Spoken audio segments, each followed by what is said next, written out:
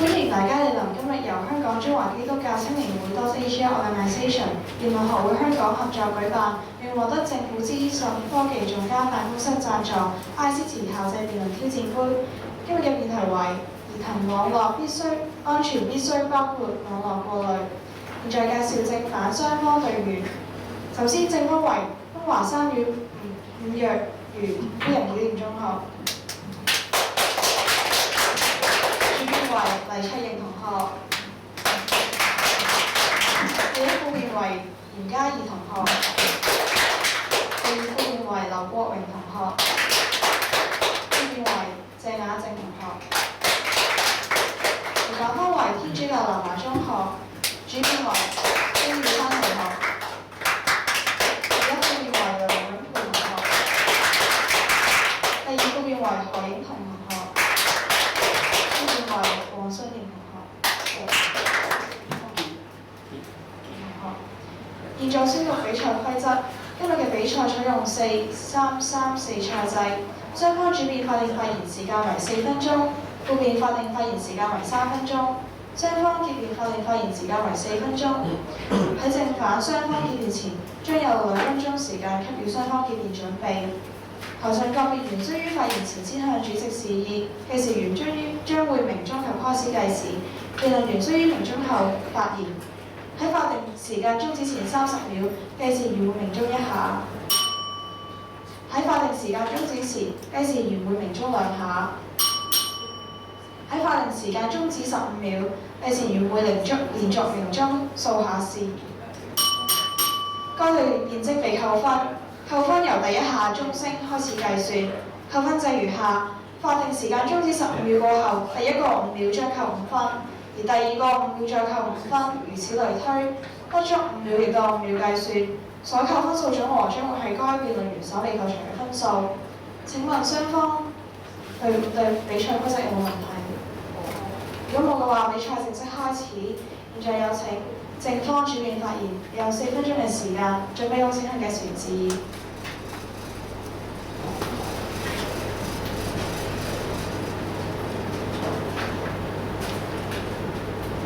示咪，示咪，示咪。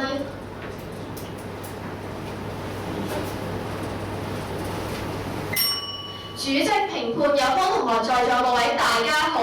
而家科技發達，網絡資訊隨處可見，任何人只要透過互聯網同埋電腦就可以輕易咁樣接觸到網絡資訊。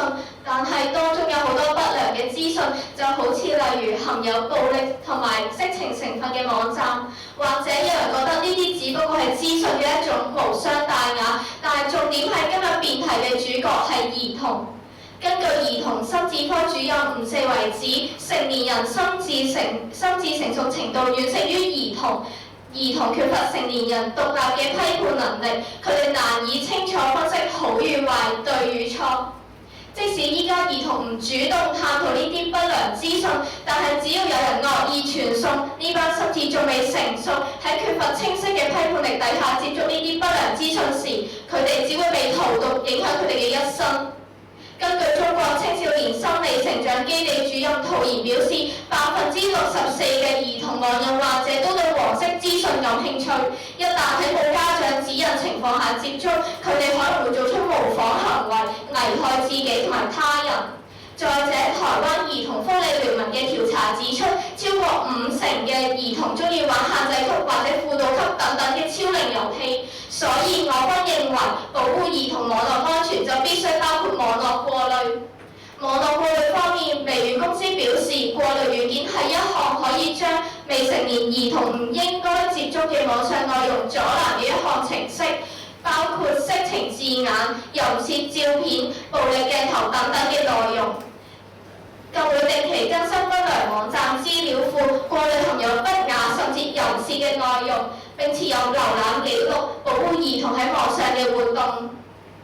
再者，我方倡議加派人手，定期抽查並實行舉報制。雖然過濾程式會定期更新數據庫，但或者會有啲不法分子會從諧音或者改圖等等乘虛而入，用嚟代替粗口或者色情資訊，用相片隱含色情概念，從而向兒童灌輸不良資訊。所以加派人手定期監察，就係成為第二道防線，有助防止有人越過過濾器。再配合埋舉報機制，如果市民遇到相關問題，可以向政府部門投訴檢舉，咁樣就大大增加咗安裝過濾器之後嘅成效。其實講到嚟呢度，安裝網絡過濾器有兩大嘅好處。第一，就係保護兒童嘅網絡安全，避免受到不良嘅影響。軟件可以成為第一道嘅保護牆，避免兒童喺冇家長指引下接觸到不良資訊。美國專門研究性罪行嘅學者克蓋森同埋克西都認為，過早接觸色情資訊並沉迷嘅話，就係青少年走上性犯罪嘅第一步。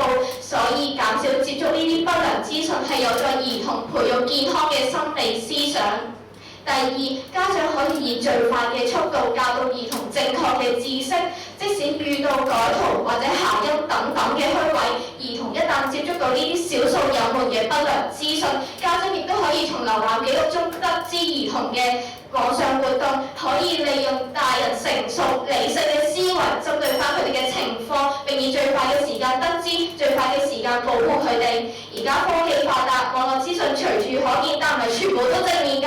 有方同學否認今日嘅辯題，咁係咪真係承認咗呢啲不良嘅知識係適合俾心智未成熟嘅兒童接收呢？有方同學有乜嘢仲比安裝過濾軟件更為適合嘅方法呢？多謝各位。正方主辯發言時間為3分53秒，報告時無需扣分。而家有請反方主辯發言，有4分鐘嘅時間。準備有請向介紹律師。主席評判，有方同學在座各位大家好。聽完有方同學4分鐘嘅演辭，可以用4個字形容佢哋：空談理念。佢哋認為兒童網絡安全必須包括網絡過濾，但係可行性究竟喺邊呢？當大家知道呢啲網絡過濾原來用家可以自行卸載或者取消嘅時候，呢種情況仲叫唔叫做必須呢？其次，有方同學所講嘅必須包括係咪即係必須由政府推行呢？如果政府唔推行或者推行唔到嘅時候，呢種情況又做唔做到有方同學所講嘅必須包括確唔確保到兒童嘅網絡安全呢？今日辯題嘅重點在於必須呢個詞語。根據朗文中文新詞典嘅定義，必須意思係一定要，表示冇其他方法同埋途徑，或者加強命令嘅語氣，表示後面所提及嘅事情一定要做，非做不可。而一定要做，非做不可嘅前提在於呢件事做得到。因此，我方衡量今日辯題嘅準則在於網絡過濾能否在現實上確切實施，以確保兒童嘅網絡安全，並幫助佢哋喺價值觀建立同學習上得到充分嘅發展。我方反對今日嘅辯題有3大理由：第一，可行性低。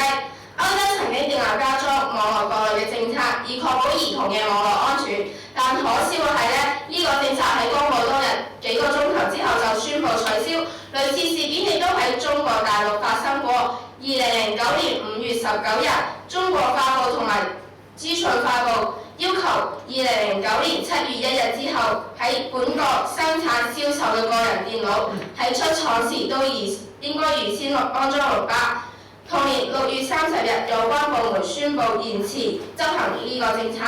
連中國同埋一啲西方國家喺制定網絡過濾嘅政策上面，都不約而同喺極短時間內取消。呢種做法可行性之低，可想而知啦。第二，淪為政治審查工具。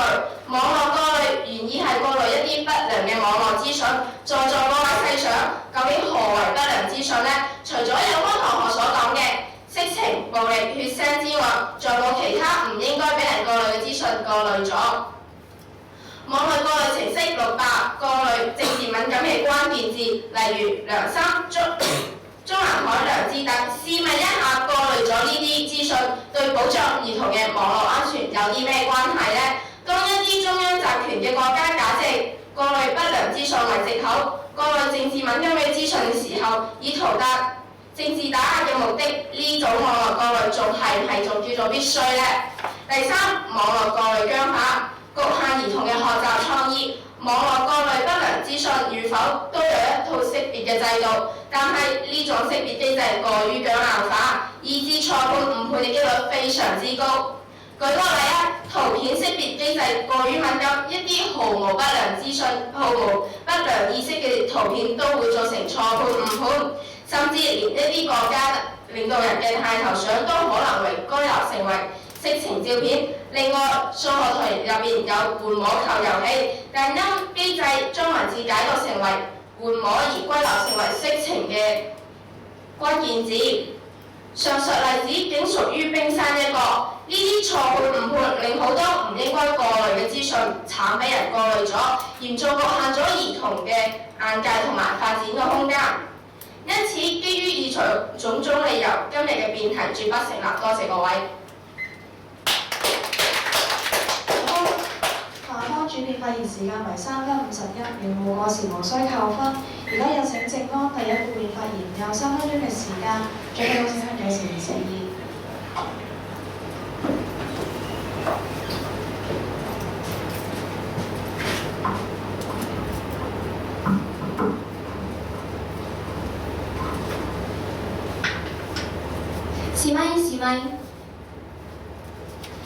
試咪。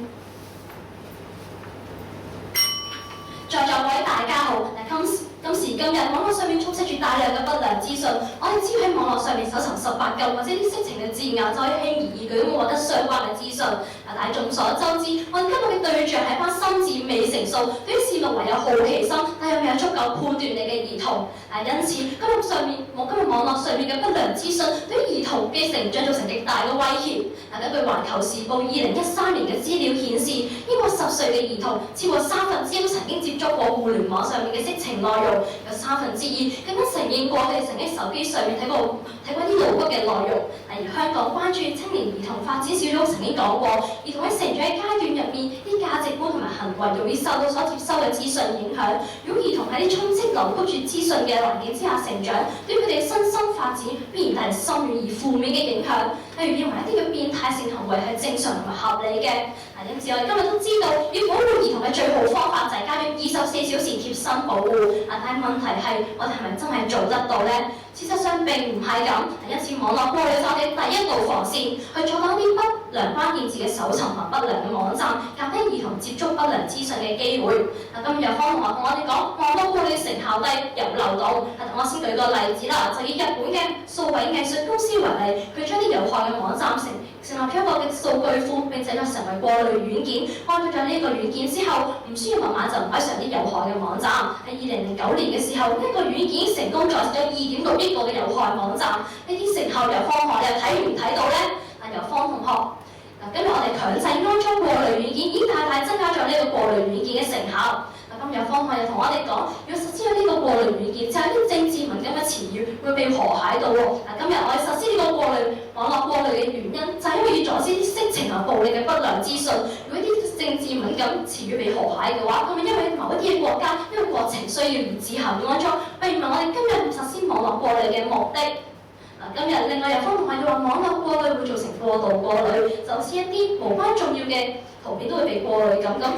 但係你又知唔知道點解我哋今日啲圖片會被過濾呢？就係因為佢哋可能涉嫌疑似係含有一啲色情同暴力嘅成分。下面有方同學，今日我哋嘅今日嘅對象一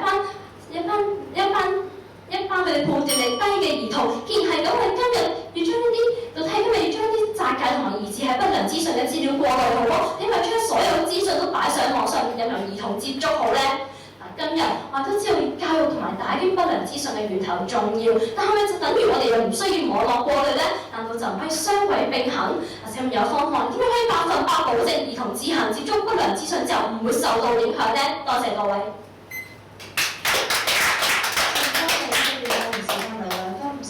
無過時無需扣分。而家有請反方第一副辯發言，你有3分鐘嘅時間，準備好請向有時示意。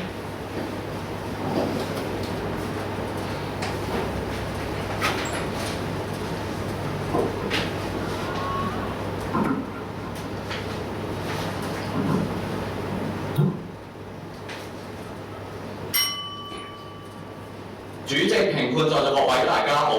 有方同學今日認為兒童係需要保護，當然我哋都認同啦。但係有方同學今日好不負責任，隨便舉一啲方案就以為一定可以解決到問題，係咪真係好似有方同學諗得咁簡單呢？我哋今日見到網絡過濾本身都有無法修復嘅漏洞，數學應用題半互摸球遊戲因機制將文字解讀成半摸而歸類成色情關鍵字。請試問有關同學係咪認為數學應用題含有意識不良嘅成分呢？如果唔係，有關同學過濾咗對兒童學習有益嘅資訊，係咪咁樣叫做確保兒童網絡安全呢？啱先有關同學講到日本嘅例子可行性高。有班同學今日以偏概全，試圖用一個日本例子就可以論證到今日網絡過濾係放諸四海皆可行嘅。我哋今日無論見到歐美、東南亞國家，只要由政府推行網絡過濾政策，好多時候都係唔成功嘅。例如美國1996年推行通訊規範法，但係遭到國會嘅否決。中國2009年5月19日要求7月1日之後本國生產嘅電腦通通加裝600，結果惹來大眾極大反響，結果有關部門無限期延遲。而家全世界網絡過濾政策阻礙重重，可行性點樣高法呢？有方同學。今日嘅辯題嘅關鍵字係必須，正如我方主辯所講，必須嘅意思即係一定要做，非做不可嘅前提係呢件事做得到。而剛才我方用咗外國嘅例子論證。網絡過濾政策可行性低，係咪一定可以確保到兒童網絡安全呢？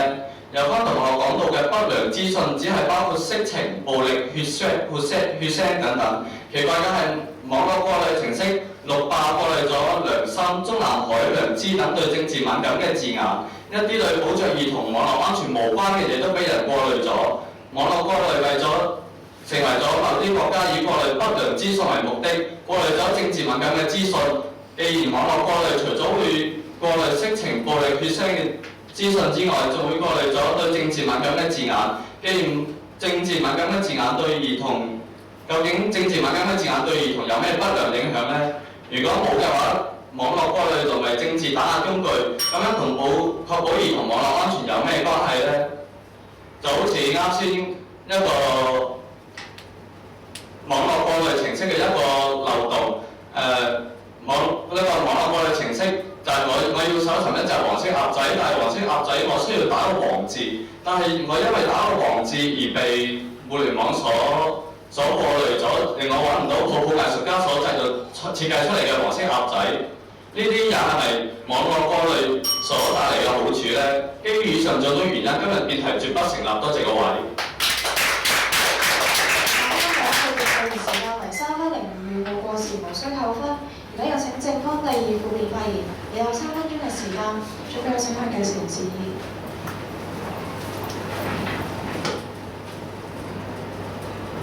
試咪。每一個小朋友就好似一張白紙，但係1細點嘅墨水就可以將呢張白紙完全染黑。主席、評判、在座各位大家好，我方今日一直都好想以網絡過濾作為保護兒童網絡安全嘅第一道防線，但今日有方用好多嘅理由去衝破呢道防線，令我方質疑今日究竟有方同學係咪為咗呢班小朋友好呢？今日有方同學同我哋講話網絡過濾有好多嘅漏洞，但係今日要衡量辯題，其實我哋主要係要衡量到究竟呢個網絡過濾幫到兒童幾多，而唔係衡量佢嘅成效有幾多，因為要保護兒童網絡安全，單一個政策係未足夠㗎。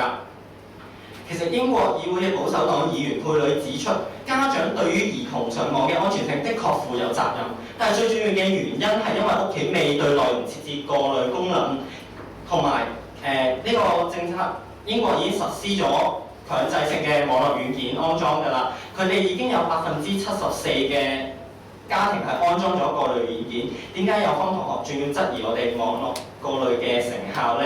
有方同學今日又擔心話某啲政治字眼同圖片會俾人和諧，驚睇唔到主席嘅樣或者睇唔到啲黃色鴨仔嘅圖片。其實網絡過濾係針對色情暴力嘅不良資訊，而呢啲某啲嘅政治字眼同圖片係當地政府加入去網絡封鎖嘅，呢個並唔係過濾軟件嘅問題，亦希望有方分清楚網絡過濾同網絡封鎖嘅分別。有方同學今日又擔心過度過濾一個好專業嘅名詞啊，但係點樣先至為之過度過濾？正係因為呢班兒童嘅好奇心同佢哋未有足夠嘅判斷力，所以我哋先需要網絡過濾做第一步嘅防線。反問有方同學，你寧願犧牲一啲踩界嘅字眼同圖片，定係我哋今日放任自由啊，俾所有色情暴力嘅資訊係危害呢班兒童呢？有方同學今日有擔心改圖嘅問題，其實有方同學你都承認咗網絡過濾係有效阻止色情暴力嘅資訊，但係你擔心一啲移花接木嘅改圖問題。事實上，我哋可以有第二道嘅保護牆。而家好多嘅網站討論區都有舉報嘅機制，所以有方同學其實唔需要擔心呢一方面嘅問題。韓國教育學術情報院舉辦嘅網絡教育網站每年突破800萬人，但係亦都接連不斷咁發生小學生集體強姦、集體自殺案，反映咗單靠教育係並未足夠㗎。我哋必須要雙軌並行咁加設網絡過濾作為第一道嘅防線。過濾軟件公司賽門鐵克羅頓發布嘅調查亦都發現越嚟越多嘅兒童使用家長嘅信用卡喺網上購物。既然家長唔可以長時間睇住啲仔女，家長只可以係輔助角色。點解有方同學今日論證到兒童網絡安全唔需要網絡過濾呢？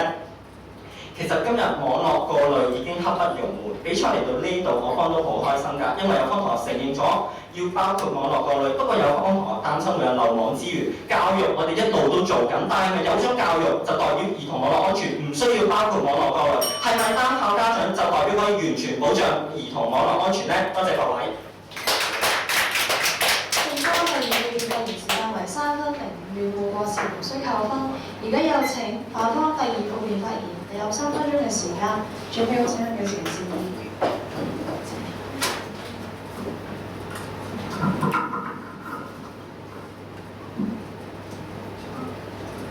試問，主席、評判、在座各位嘅方同學，大家好。有方同學而家同我哋混淆視聽，佢哋試圖窮舉好多外國例子去講到問題好似刻不容緩，然後聲稱網絡過濾可以解決問題，但係點樣解決？有方同學又冇論證過。有方同學頭先同我哋講兒童心智未成熟，所以要網絡過濾。我哋唔否認兒童係需要保護，但係唔係一定要用網絡過濾呢？而家我哋睇到根本冇配套去做。根據資料顯示，中國喺2009年5月19號，中國工業同信息化站都要求喺2009年嘅7月1號之後，喺中國生產同銷售嘅個人電腦出廠時預設600呢個網絡過濾程式，最後喺同年嘅6月30號俾有關部門延遲執行。澳洲亦都曾經訂立過網絡過濾嘅政策，但係政策宣布咗幾個鐘之後就被取消，只係因為政府所推出嘅政策就會喺極短時間之內被取消。唔通呢啲又係有方同學你哋所謂嘅做得到？既然做唔到嘅時候，又如何確保兒童網絡嘅安全呢？有方同學又同我哋講，淨係過濾不良資訊。有方同學想當然以為不良資訊單單就係包括色情、暴力、血腥，但係忽略咗東南亞國家嘅做法。喺中國，電腦一帶加裝咗600、梁山中南海、革命等字眼喺網上一律揾唔到。政治過濾喺世界強國真正發生，點解有方同學可以擘大眼講大話？有方同學喺可能性同我哋講唔過去啦，咁我哋就同你哋講翻網絡過濾本身嘅漏洞啦。網絡過濾本身有一套識別系統，但係呢一套識別系統太過僵化，以致錯誤嘅機率好高。舉個例啊，圖片識別模式。圖片識別咗粉紅色較多嘅圖片就係不良照片，但係小學常識書上面有一隻粉紅色嘅小豬，唔通呢一隻小豬又好似有方同學所講係不良嘅圖片？再舉多個例啊，文字識別系統，本人有一個親身嘅經歷，就係當呢個文字識別系統識別咗血字同不良資訊有關嘅時候，當我想搜尋捐血呢個字眼，但係個系統自動封鎖咗個網站。我揾唔到資料唔緊要，但係如果其他同學想揾同血有關嘅資料嘅時候，個網站受到封鎖，學生揾唔到佢哋想要嘅資料。既然應該過濾嘅唔過濾，唔應該過濾嘅反而過濾咗，咁會唔會局限咗學生嘅學習範圍呢？如果會嘅話，咁今日嘅辯題絕不成立。多謝各位。發言時間為2分34秒，互過時無需扣分。而家仲有2分鐘時間給予雙方見面準備。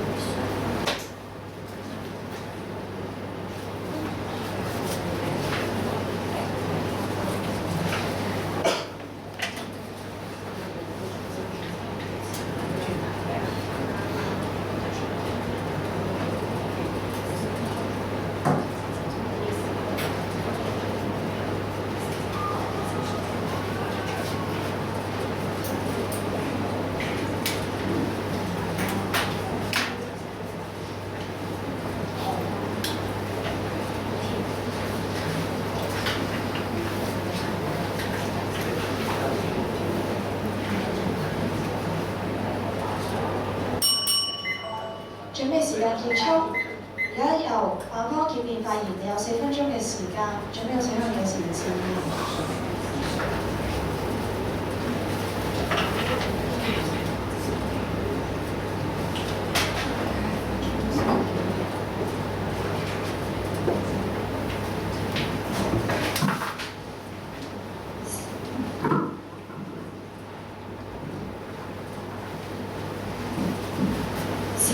是咪？愛着夢想飛翔，相信呢個係每位小朋友都嚮往嘅事。唔使每朝俾媽媽趕落床返學，唔使俾老師追收功課，每日都可以跟隨住自己嘅思緒，夢想去做乜就去做乜。但係白日夢過後，學照樣要返，功課依然要交，我哋依然要面對現實。主席、評判、在座各位，我哋好欣賞有方同學對夢想嘅堅持兒童網絡安全必須包括網絡過濾，但係夢想過後依然要面對現實。究竟網絡過濾係咪真係確保到兒童網絡安全呢？係咪可以做到必須包括？網絡過濾本身有冇漏洞，以致錯判誤判頻生？縱觀全場，有方同學喺呢方面嘅論證明顯薄弱，而我方看得更深更廣，歸納出有方2大弱點。第一，有方同學空談理念，主觀地相信網絡過濾可以確保到兒童網絡安全，但係忽略咗當中嘅可能性。歐洲曾經訂立過網絡過濾嘅政策，但政策喺公佈數小時後就取消咗。中國喺09年要求本局出產嘅個人電腦加裝過濾軟件6打，但1個月後宣布暫緩政策。美國於96年制定通訊規範法，過濾對少年有負面影響嘅不良資訊，但遭國會否決。新加坡有關網上過濾政策，但只係鼓勵民眾自願選購，而唔係必須包括。上述例子都可以説明，只要係由政府頒布嘅政令推行網絡過濾相關嘅政策，無論係歐美國家還是東南亞國家，都不約而同地喺短時間之內取消政令。既然網絡過濾嘅可能性咁低，試問如何做到必須包括呢？第二，有方同學好心做壞事，網絡過濾點樣去釐定不良資訊呢？原來佢哋本身有一套識別嘅機制，可惜只要係電腦化嘅識別，必定產生僵化嘅情況。圖片過濾方面，網絡過濾通常以顏色區域嚟衡量呢張圖片係咪不良照片，所以粉紅色嘅豬會因此判成係色情嘅圖片。更諷刺嘅係，一些中國領導人嘅頭像都會誤判為色情嘅圖片。文字過濾方面，網絡過濾往往錯誤解讀文句嘅意思，例如數學應用題當中嘅換摸球遊戲，會因為錯讀為換摸，將呢句説話判成係色情嘅關鍵詞。有方同學係咪保證安裝咗網絡過濾程式之後，可以確保到網絡安全先？我哋見到外國有一啲網絡欺凌嘅例子，直接影響到兒童情緒波動，作完結束自己嘅生命。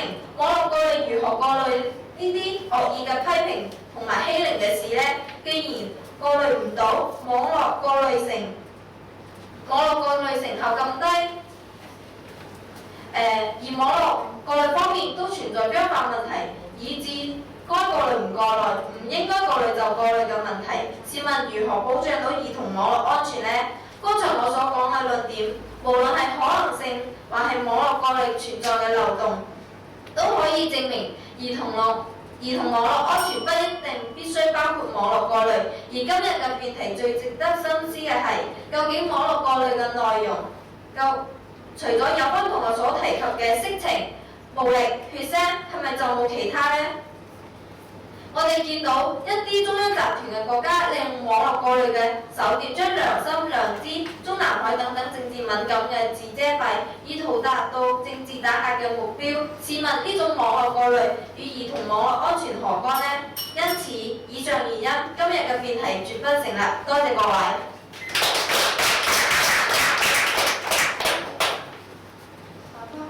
反方嘅辯發言時間為4分05秒，冇過時無需扣分。而家有請正方嘅辯發言，有4分鐘嘅時間，準備好請向你示意。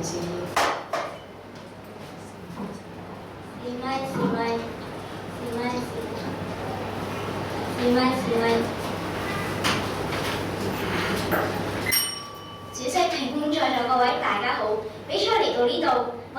發現其實今日有方同學咧都係承認網絡世界好大好闊㗎，任何人喺任何嘅地方都可以接收同埋發布資料，而一啲不良嘅資訊，例如色情或者暴力等等，就好似癌細胞一樣唔受控制咁不斷擴散，而且呢啲癌細胞攻擊嘅對象係一班抵抗力最薄弱嘅兒童。我方今日一直都強調，辯題所討論嘅主角，佢哋懷有好奇心，對一啲新嘅資訊好好奇，想去接觸，想去嘗試。但係重點係家長唔可以24小時留喺佢哋身邊，提供正確嘅教導。咁樣嘅情況之下，佢哋又唔可以自行判斷錯誤嘅時候，就會盲目咁樣去依受呢一啲嘅癌細胞攻擊，無力抵抗。我方一直都舉出好多嘅例子去論證，今日已經有好多兒童咧俾呢啲嘅癌細胞攻擊到癌症嘅末期，癌細胞擴散到冇得醫嘅時候，佢哋去模仿內容、唔安全嘅性行為、集體強姦、暴力對待朋輩，甚至學整炸彈、揚言話要炸毀迪士尼等等等等。咁多不幸嘅例子，我方一單都唔想再見到，所以先倡議必須安裝網絡過濾軟件。其實今日有方同學咧同我哋一樣咧，都係想對抗呢啲癌細胞，保護兒童㗎。但今日佢哋提出嘅方法係咩呢？家長指引、提供教育。第一啦，今日有方同學所講嘅家長指引或者提供教育咧，同過濾軟件係冇衝突㗎，係可以雙軌並行一齊做㗎。第二，父母咧冇可能24小時咧陪住批判力不足嘅子女上網㗎嘛。但強制安裝咗過濾軟件之後，家長就可以喺軟件之中得知道子女有冇接觸到一啲不良嘅資訊，而且家長可以以理性同埋正確嘅價值觀去教導子女判別網絡資訊嘅對與錯，及早咧去糾正佢哋吸收嘅資訊。咁樣咪就係網絡過濾可以做到嘅輔助角色，方便咗家長咯。但如果今日一旦冇咗網絡過濾嘅時候，子女喺網上吸收咗一啲不良資訊嘅時候，家長都未必知道，可能會影響到佢哋身心嘅發展。呢啲有方同學點解仲要視而不見呢？嗱，今日有方同學可能話會擔心我，擔心今日有網絡過濾時候咧，會兒童會睇唔到黃色嘅鴨仔、粉紅色嘅豬仔。但今日如果冇咗網絡嘅過濾時候，兒童接觸到嘅係將會係色情啦等不良嘅資訊，呢啲對兒童有深遠嘅影響嘅資料。嗱，係咪今日基於有方同學嘅擔心，就可以凌駕喺兒童網絡安全嘅利益之上呢？要知道有啲不良嘅資訊，例如色情或者暴力等等，就好似癌細胞一樣不斷咁擴散。一旦失去咗保護牆，抵抗力薄弱嘅兒童只會無力抵抗。唔通唔安全嘅性行為、集體強姦、暴力對待朋輩呢啲新聞，有方同學認為仲唔夠多咩？我方一直強調，網絡過濾可以做到第一手嘅防守機關，因為呢一道防線可以阻擋不良嘅資訊，並且過濾一啲唔啱兒童閱覽嘅資料字眼，例如色情或者淫褻等內容，避免同埋減少兒童接觸。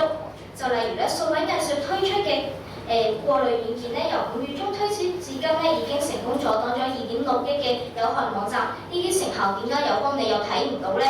今日要對抗癌細胞，要預防癌症，除咗要透過教育等等從根本處着手之外，一啲預防嘅措施亦都係唔可以缺少㗎。